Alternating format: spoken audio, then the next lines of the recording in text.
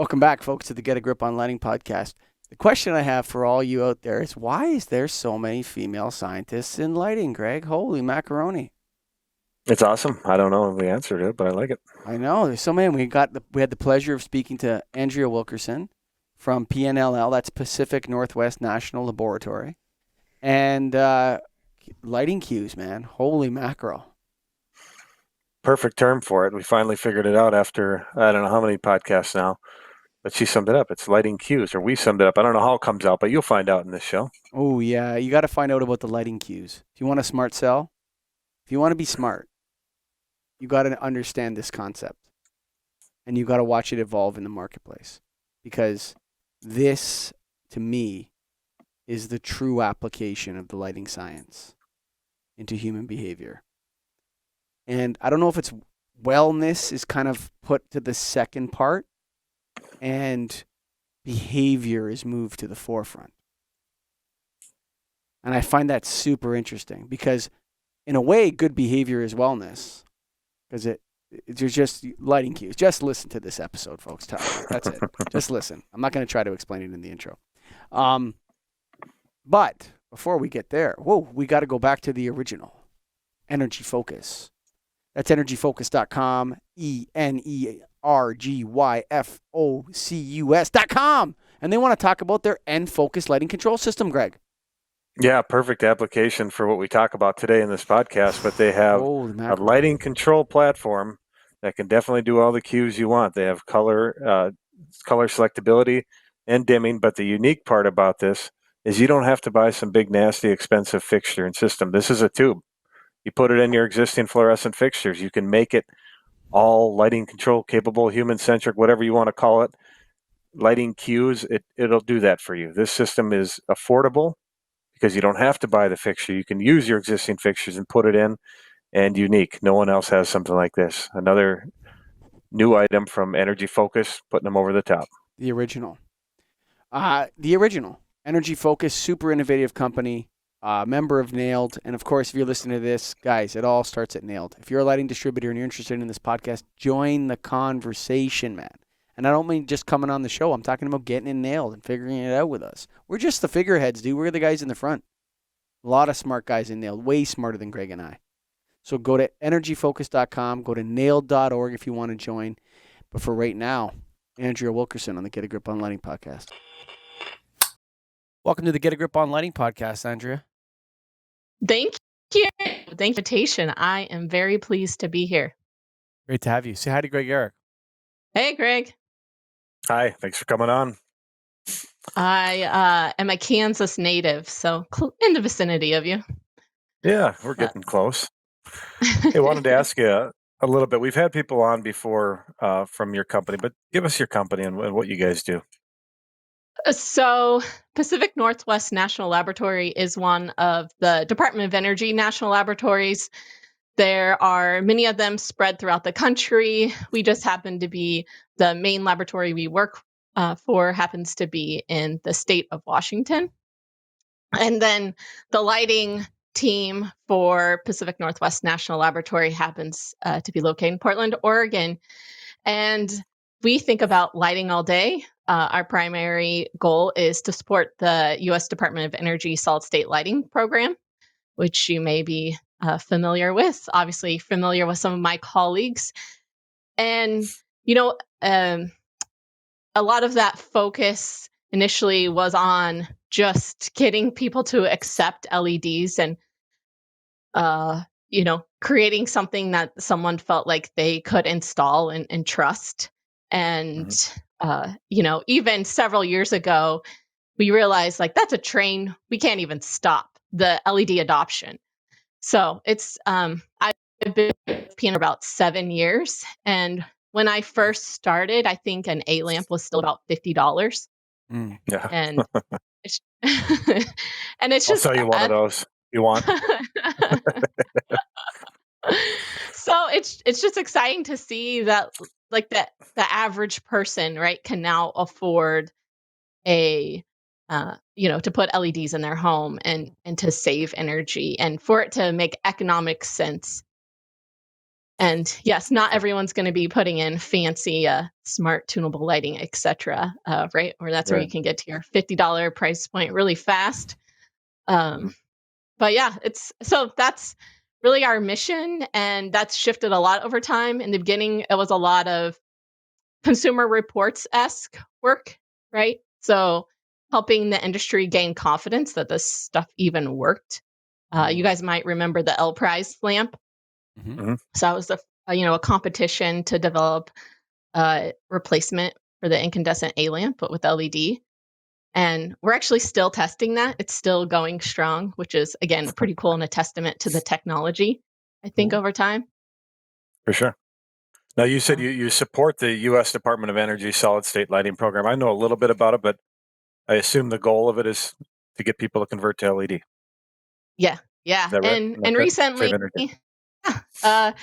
and save energy, right? That's definitely the goal. It just happens to be LEDs are a great way to do that. And a recent projection estimated that the cumulative savings between 2017 and 2035 from LED will be $890 billion in the US. So sorry for our Canadian friends. You're in the 800. That's 5 trillion Canadian. No. Oh. No, I'm just joking. Yeah. Is there anything else that even comes close? I know Mike brings it up all the time that lighting does all the work, but are there studies on any other technology has that impact? No.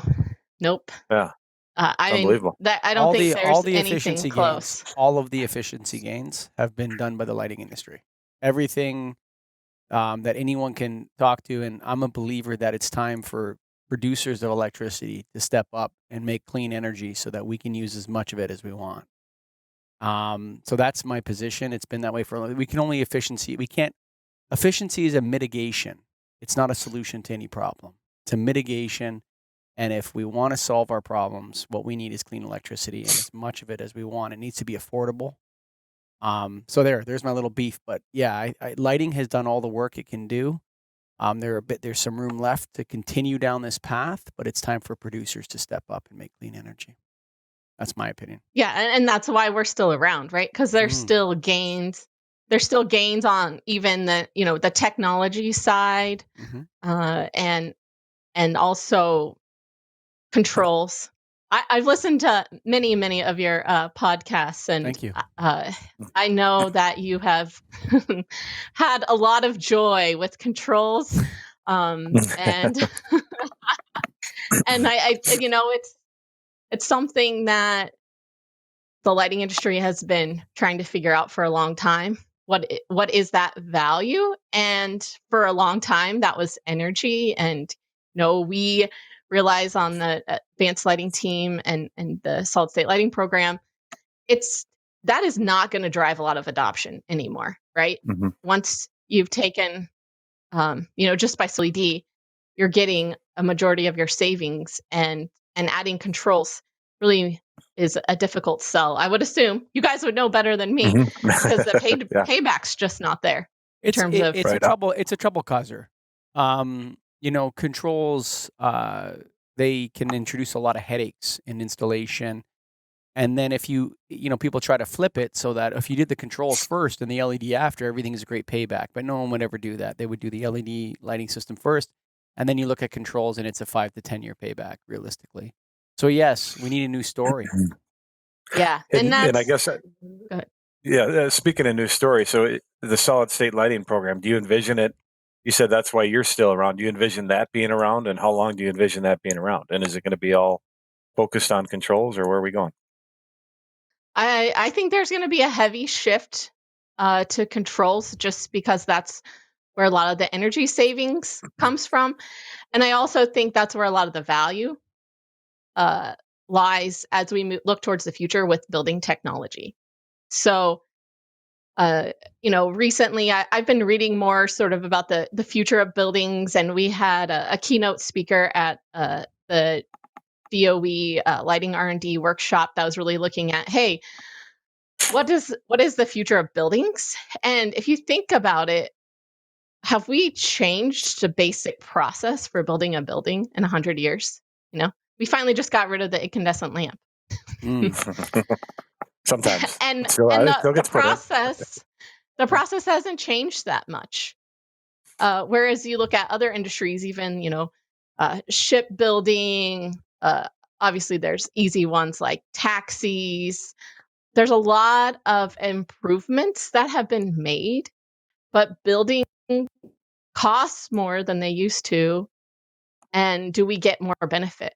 And they're less beautiful.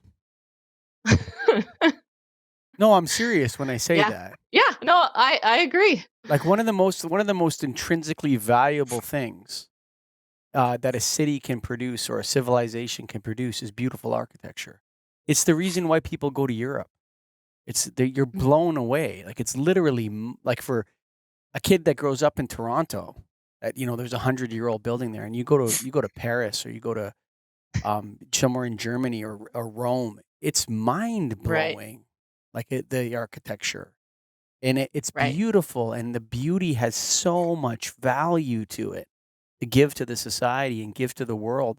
We have to look at our architecture really as art. Well, no, we don't have to look at it. Architecture is an expression of what we see as valuable. And so in the past, when people made beautiful courthouses, it's because they valued justice. And now you put a courthouse in a tenement and with cinder block walls. Same with universities, same thing.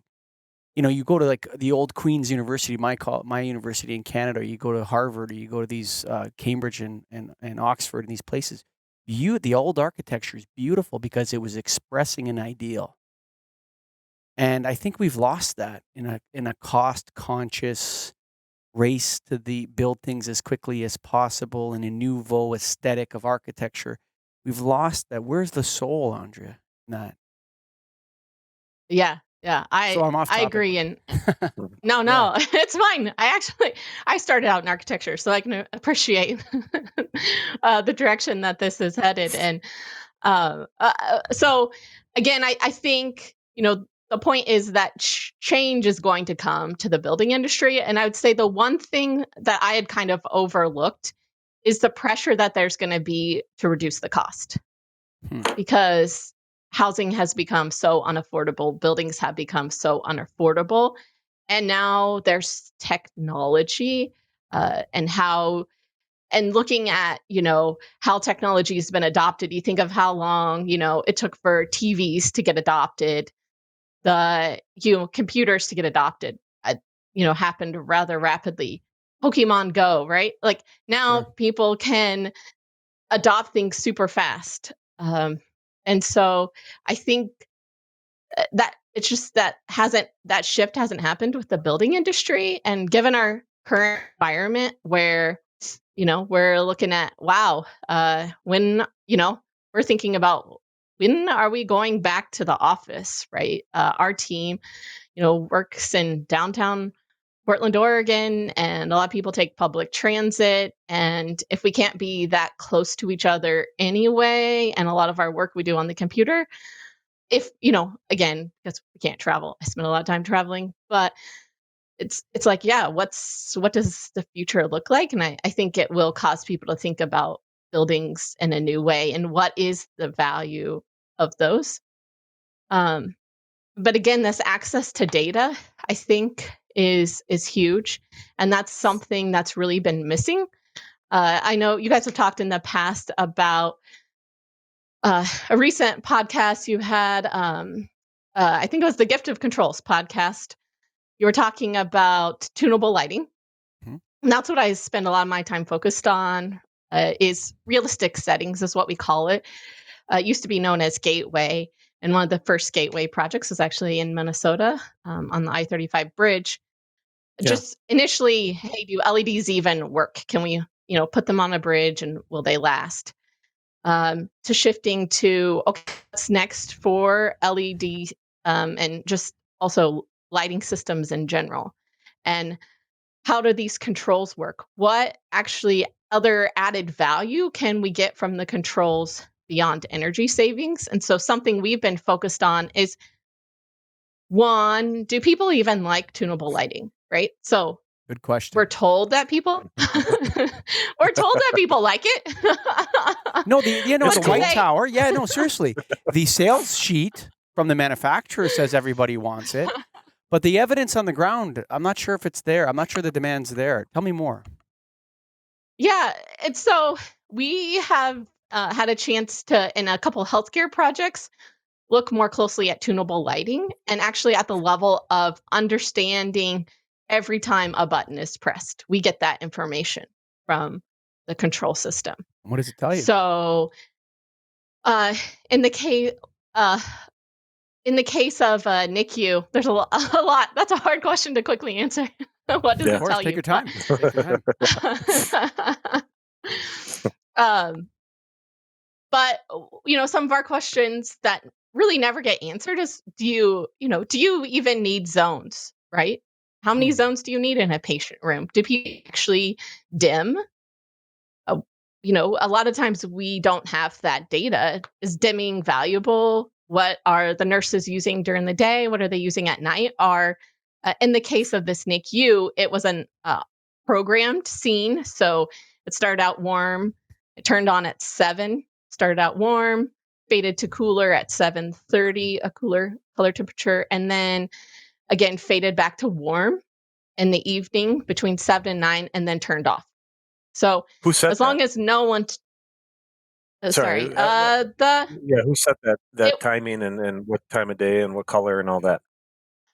It was the lighting designer working with the university facilities and the architect. See, we've had people on this podcast. Keep going. Sorry, the rest about the Okay, all right, keep going on the NICU. No, go for it. We got lots of time. Yeah, you go. So you're in the NICU. So you've had it. You basically programmed the sun, right? The sunrise and sunset into the room. Yeah, kind of. So I think one aspect that often gets overlooked, and I think this NICU was a powerful example of this, is that we actually respond to cues, right? You think of children. Mm-hmm. It's not time to go to bed. The sun is still out. Why do I have to go to bed? Right? Mm-hmm. So that's like our natural reaction is to look outside to even, this morning I'm like, I wake up. Is the sun, is it starting to get light outside yet? Kind of the first thing I look to. I don't look to my clock. And so I think that part of this push of tunable has been a lot of focus on health and well-being. But I think that it's broader and that how can we use it for cueing? So going back to this NICU, what was interesting is thankfully we had button press data, we had survey data, working with the architect in the university, and also we had some a chance to actually talk with the nurses. And you know what they liked most about the tunable lighting system? I never would have guessed. Please tell us. They don't have to wake up the parents in the morning. The lighting automatically turns on. And they don't have to be the ones that go in and wake up the parents and say, it's time to wake up and get engaged. And this is a place where there's no daylight. And then actual but that's patient an indication rooms. That it works. It's interesting that what you're seeing there, that correlates. I mean, I'm not saying it's causational, but definitely it's a very curious correlation. Because what's happening is you're turning on the lights. Yes, people wake up when there's lights, but perhaps it's waking them up in a manner in which they're accustomed to being waked up in. At warm color temperature light at a lower level, they get up, and maybe what they're encountering is someone that hasn't been shaken out of bed or, hey, wake up, I'm in a bad mood. Exactly. They're encountering someone who's risen from sleep naturally by light. I think that's very interesting to me. And you think again, the stress of that awkward interaction. I have to go wake up the parent. The nurse wants to be focused on other things. Doesn't want to focus on that. And then another aspect is that in the evening, it also was set to be during visiting hours for guests. And so it marks that time period, and then the lighting fades off. And so again, it's not like you're having to go in and pick out grandma and grandpa who just want to spend time with their little baby. It's like, okay, the lighting did it. Can blame the lighting. But you know what though? Not only that though, but if it's also gentle, if it's actually a gentle fading, people will feel like it's time to go. Like they'll naturally. It's interesting because it's not like you're shutting the lights off all of a sudden. Never get out of here. But there's like this tuning, and it's like people are naturally seeing this as a cue that occurs to them that yes, it's no longer appropriate for us to be here now. The lights are going out. That's super interesting. I think it's deeper than that. I think what you're doing is, whether or not this is healthy or not, I think what you're doing is you're cueing, perfect word, you're cueing humans to say, oh, it's time to leave. Oh, you can no longer be here. It's time to wake up, simply using the lighting system. I think that's amazing. That's so fascinating to me. Yeah, and you think like in theater that happens, right? Yeah, for sure. Where when you're supposed to go back in, the lights dim, in the I'm a silly one, stoplights, right? Sure. Yeah, there you go. We obey those lighting cues. That's so interesting. Bars. Sure, yeah. Dim Time the lights. to leave. Yeah. Turn the lights up. Time to get out of here, bud. Yeah. Or wow. restaurants that are closing. So I feel like that's like a whole aspect that's sort of been missed. And some of our work has outside of healthcare has been in classrooms. And again, there's some sort of like, well, you shouldn't give the teachers control because you don't want to disrupt the kids' circadian rhythm, etc. But I really don't think that's a concern. And again, obviously, there's always room for research on this. But the kids are going outside typically, right? They're playing, they're running around. And I think it's really powerful that the teacher can use the lighting system to also send cues to the kids. Okay, we just got back from recess. We've seen this with a couple projects where teachers use it and they switch it to a dimmer, warmer coverage right when the kids get back in from recess, and they do a little breathing exercise, or just have a quiet time before then they'll change the lighting again to transition back into classwork. I think one of the things that stand out to me as you're talking is there's one application that's automatic and another that's manual. How do they know? Is it just on your own preference? Is that what we're suggesting as a lighting industry? Can I jump in first on that, Andrew? Just to you always do. I know. Go ahead. I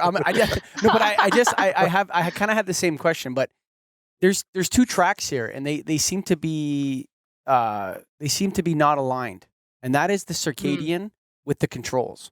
So either you're executing this circadian strategy, and it's set up for a school or for shift workers or whoever you're setting it up for, and the scientists know what to do, and so we program that and we program that in, and off you go, don't touch it. And then there's this other side. Well, no, I want to be in control of the lighting, and I want to be able to influence human behavior using lighting. And here's how I'm going to do it. So I see or people want to be able to control their lighting or tune their own personal lighting, which I see no evidence for, by the way. But you may ask people and they'll say yes, but I don't think they'll actually do it. But are those two things like opposite goals? Like it's either circadian or you give people control. But what you're saying is that maybe it's both? I think it depends. Okay, so it depends on the application for sure, right? So I think anywhere where someone's, maybe a nursing home or a hospital, maybe a hospital. Again, that's a little tricky. Where you have a more programmed scene versus, again, giving people control and really what is the dominant factor, right? So so if people are exposed to bright light, like the kids, right? They're going out to recess. It's not like your melatonin goes down during the day, right? It's not like you need to light to keep it going down. Really, what you need light for is to make sure you're entrained with the 24-hour day. And so even if you're in a dark room, right, for several days with no cues, you would still have a rise and fall of melatonin. It's just you would get out of alignment because our natural rhythms for the on average are a little longer than the 24-hour day. And if we were what they call free running. So for a kid, right, who is waking up, going to school, went to recess in the morning, goes to recess again in the afternoon, and the fact that there's not going to be a big difference between 3,000 and 5,000 if you look at a lot of the circadian metrics. Like there's not a big difference there. So how much does it matter for the circadian system versus the importance of sending cues and helping kids transition?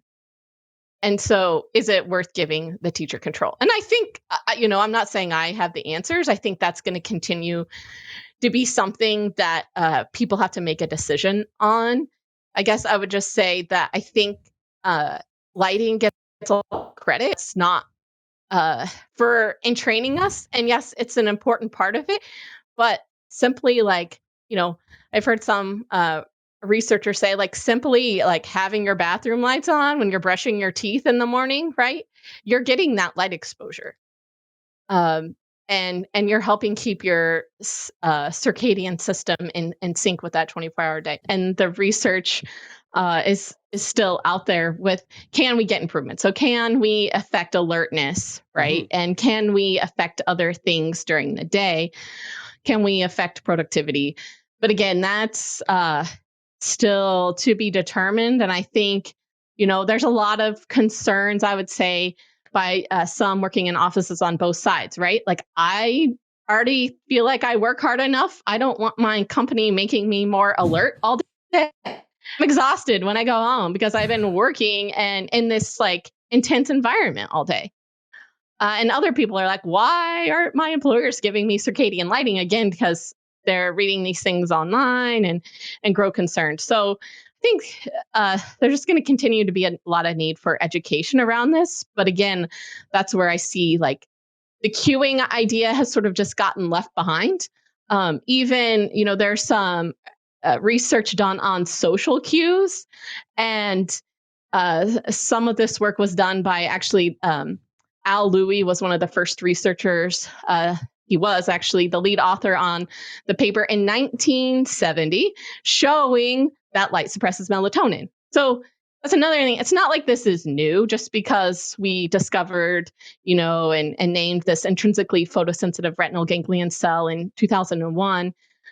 Scientists have been working on this a long time, and we've been trying to they've been working on understanding the effects of light. And so I think, sometimes we can think, oh yeah, this is new. We incorporate. No, this is not new. And it's going to take some time, right? It took some time to even discover the intrinsically photosensitive retinal ganglion cell between, 1970 when we knew light suppressed melatonin and, 2001. So I think just as patience is needed. So not that anyone likes. I've said this a lot on my show. So we know we can hurt people with lighting, right? So we know that there are things that we have done in the past that have been less than healthy. And we know that, casinos certainly use lighting to manipulate people's circadian rhythms by, shining bright lights in their eyes. And I've often said, hey, shine a white light in someone's eyes at a machine and they'll give you your paycheck. But, so the idea we going back to episode, I think 9 with Professor Wilkins, Greg, this idea of doing no harm. And so I think we're in a phase right now where we know what hurts and we want to stop that, but we're still unclear if that there is, and please correct me if I'm wrong, as an industry and from the scientists and the industry perspective, we're still largely unclear that whether or not we can impact human health outcomes in any realistic way using lighting. And I think, okay, so it's really easy to do this in a laboratory, right? To show that light suppresses melatonin. But when, oftentimes these are, grad students, right, who they convince to come into a lab space in the middle of the night. These grad students, right, haven't been traveling, in order to participate. They can't have been traveling into different time zones. Some of them couldn't, be exposed to bright light, no caffeine, right? All these factors that come into play. And so that's why a lot of our emphasis is, okay, we can find these things in the lab when we're controlling all these variables. But what do we find with real people in real settings? And do we find these effects? And it's hard to do this kind of research. That's why it's a lot easier just to do it in the lab. You can control these variables. It's much cleaner, much easier to recruit grad students than to get people to cooperate with you in an office, or even, again, what's the construction schedules, et cetera, create a lot of other variables outside of the laboratory, even just trying to get some of this research completed. But that's a lot of our emphasis, and part of it, and why is DOE even considering this, is because it seems a touch past their mandate, actually. Because a lot of people, if you want to meet certain suggested criteria that are out there for a circadian lighting system, you're doubling light levels. So this $890 billion that I just talked about we might save, it's also, a trade-off. Are we actually, we're making this jump from we found this in the lab, now we just got to do it in the office during the day. That's a big jump. And so that's why there's still a lot of research, I think, you don't need to do any research. I'll tell you right now. No research necessary. Any lighting dork will tell you that any lighting distributor that goes and sells lights to the end user, if you walked into someone's office and said, we're going to double the light in here, okay, if they already have a good system, you're going to piss off a lot of people, actually. Some people don't want more light. Some people want a lot of less light, right? So I don't know if that's it's tough to tell people this is good for you whether you like it or not. You get a lot of resistance. We eat cookies, right? Sure. Cookies we don't eat as many vegetables as we should. Right? There's a lot of things we don't do that we should because of preference. So that's, kind of circling back. I think that's where we got really interested in understanding how people were using the lighting system, because in this NICU environment, in the patient room, the system could be overrode. So that it was encouraged that this programmed setting take place. But if there's an exam, right, there's an exam button, so the lights all turn on bright in the middle of the night.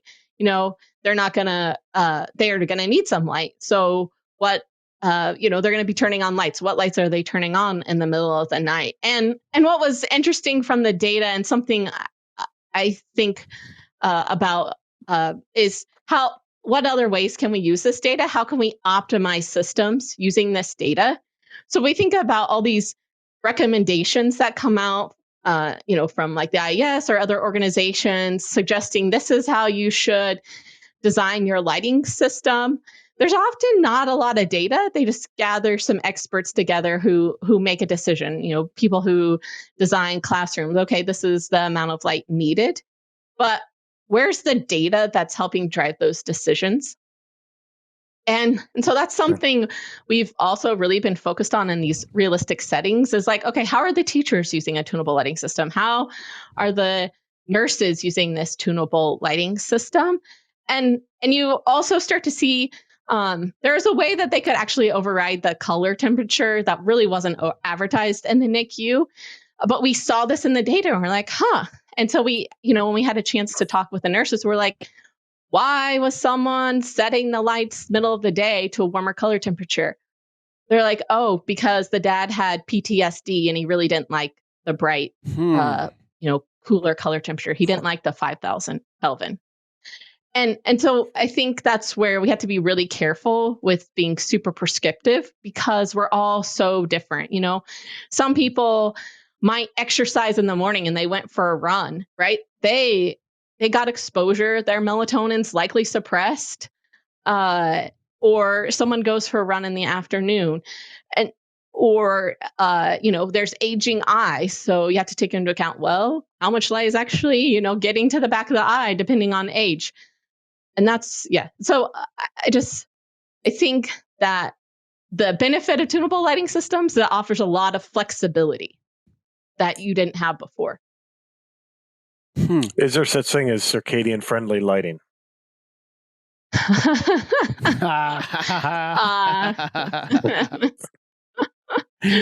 And I've got a follow-up question. I don't know what the definition is. I mean, do you think that that's an okay term to use? Mm-hmm. Do you think that's an okay definition to use? No. Okay. No, because it really, sure, maybe you get some, again, your standard tunable lighting system, the amount of blue content between 3,000 and 5,000, not that different in the grand scheme, right? Versus intensity. You ramp up intensity, yeah, you're changing that blue content quite a bit. And so it's really, again, I think up to the person, right? Just like we all get to decide what we eat. And I'm not saying in a nursing care center, okay, that is a little different. But I think that being too prescriptive at this point with not a lot of research to back up in realistic settings, and saying you have circadian friendly lighting, it's like, well, bright light is possibly circadian friendly. Yeah. It really depends on output or color tuning or both. Do you need both to be circadian, or can you, because you talked about cues and brighter light makes you more alert, but does the color matter? That's what I'm trying to get my head around. Do you need both, or can you do one or the other, or you just say there's no such thing? I'd rather say that. Yeah, no, I would say there's no such thing as circadian friendly, because again, you would have to control where the direction the person's looking. That's something we've actually been focused on too, is a lot of the guidance is pretty simplistic. And it's like, well, okay, what does at the eye mean? Right. And if you tilt your meter a little bit, you can get a very different number. If you tilt it a little bit this way, well, what happens? I have 2 monitors at work, and I guess now working from home, have 2 monitors. So I'm looking different places all the time. And how often am I even in my office? So to say oh yes, I can deliver circadian friendly lighting, it's like, yeah, people are people. You don't know. So we got to better understand, I think, the broader aspects of this before we can say we're delivering circadian friendly lighting. And I asked, go ahead. What are the metrics? Like, what would you use? It says metrics in motion, circadian metrics is one of the articles that you've done. What are the metrics? Like, what are the circadian metrics? There are a lot of, quite a few of them. So the 2 or 3 most well known is circadian stimulus, CS, developed by LRC. There's equivalent melanopic lux, EML. That's something that really used in the beginning, and now you can also use CS for their lighting criteria. And then M/P ratio is another sort of, it's related to EML. So those, I would say those are the main 3 that people are using. But there's people. Are you saying that those are largely useless? Like, what is it that they're unsubstantiated? Those metrics? I would say that there's more work to be done. Haha. I love scientists. So again, I just love scientists. No, I love the way you guys answer questions. I love the humility. Whenever we have a scientist on, I love it. You're not a salesperson. Let's put it that way. I absolutely think it's great. It's such a good balance. I mean, I think they are tools and better understanding how lighting affects people, right? We have to have a way to start to characterize this, and can we use these metrics as a way to do that? But I think it's important to understand, again, this is still the early days, right? We're still in the early days of understanding this and understanding it in real spaces. So I have another question for you. Okay. Yeah. And it's completely off topic. Okay. But I think you might like it. I don't know. I don't know if you actually caught our episode we did with Rebecca Costa, the futurist. Did you see that one? Oh, I missed that one, but I saw the Mark Lean one, your other futurist. Yeah, he's the lighting The lighting futurist. futurist. Yeah. Yeah. So we were speaking to Rebecca, and we were talking about all different kinds of issues. And she's not a lighting person; she's evolutionary biologist. Okay. But she said something to me. She goes, we were talking about gender relations, and she asked me a question. She said, "Do you know any female scientists?" And it's a test she does. Okay, to people because nobody can name a female scientist. And I said Jennifer Veach, and then she turned to Greg, and Greg said Mariana Figueroa. I was like, bing, bing. And you could tell on her face that, oh my God, that's the first time anybody has mentioned this, like has answered the question, just bing, bing, right away. And so what I'm wondering is there seems to be a lot of women scientists in lighting. Am I like, because everyone says there's no women in science and it's male dominated and all this sort of stuff. And listen, I would say that the vast majority of scientists we interview on this show for lighting are women. Why is lighting why is lighting so inviting to the fairer sex? And I guess so my background's architectural engineering, right? So it's related to architecture, light related in a way, lighting design, right? So a lot of people may have initially been piqued in interest in lighting design. I mean, I can't answer that fully why we happen to have more females in lighting relative to maybe other areas, but it's good. I would say the majority. I would say the majority of researchers that we've interviewed, Greg. Yeah, for sure. On the lighting show, definitely. Yeah. Yep. It's been women, and they're talking about lighting science. And so I find that a curiosity because everywhere else in the news, I hear that, there's no women scientists. And I'm like, I interview them all the time. I don't know what you're talking about. I don't know what they're talking about. And they're great. So I don't know why there's any, I don't know why they're being stopped in other fields. They're good. You can hire them. They do a good job. Yeah. So, just a couple other things. So are tunable lighting systems actually being used in the field? Yes or no? Yes. Yes. From our data, from what we have. Great. Andrea, thank you for being a guest on the Get a Grip on Lighting podcast. Yeah. Thank you. Take care. Thanks. N-Focus, I got to tell you, has to be set to be the most popular lighting control system out there in my mind. I don't know if they're going to win, but that's a slick move. Yeah, I mean it's a unique move too, and it makes sense because right now, as a lighting distributor, which I do all day long when I'm not talking on this podcast, I'm talking to people about buying lighting, and you talk to them about, all right, let's go LED, easy. Anybody can do that. You can make it LED, but now they want to get some controllability to it and some unique controllability, different colors, dimming, all of that stuff. Anytime you hear that, you're like, oh man, I got to go new fixture. I got to redo everything. It's going to be way more expensive. Until now, N-Focus has the in-between option where you can keep your existing fixtures, retrofit it to an LED tube that gives you 10-stage dimming and color tuning capabilities right from it. And no flicker. Come on, man. That's the way to do it. Easy install.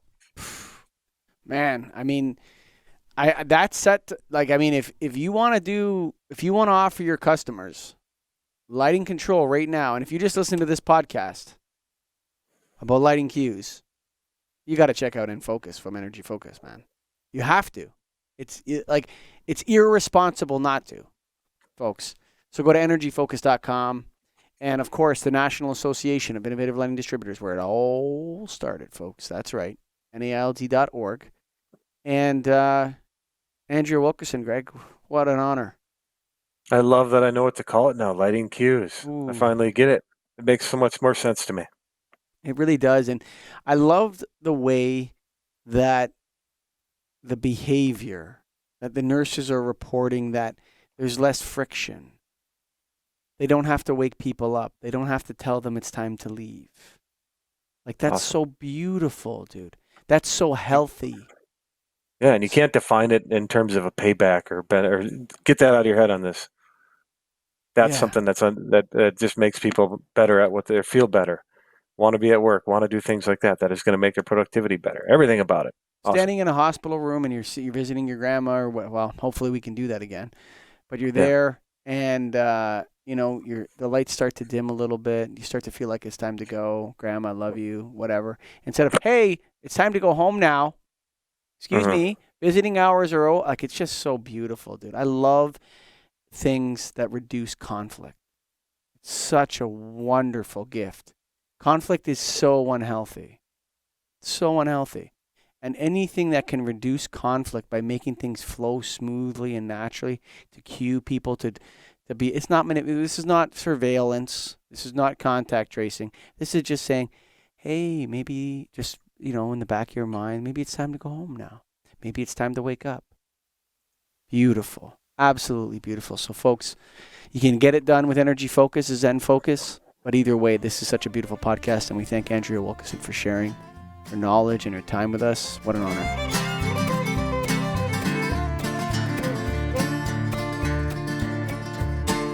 Written on the rectory wall, there's a sign there for all. If you are lost, Lord is there to find you.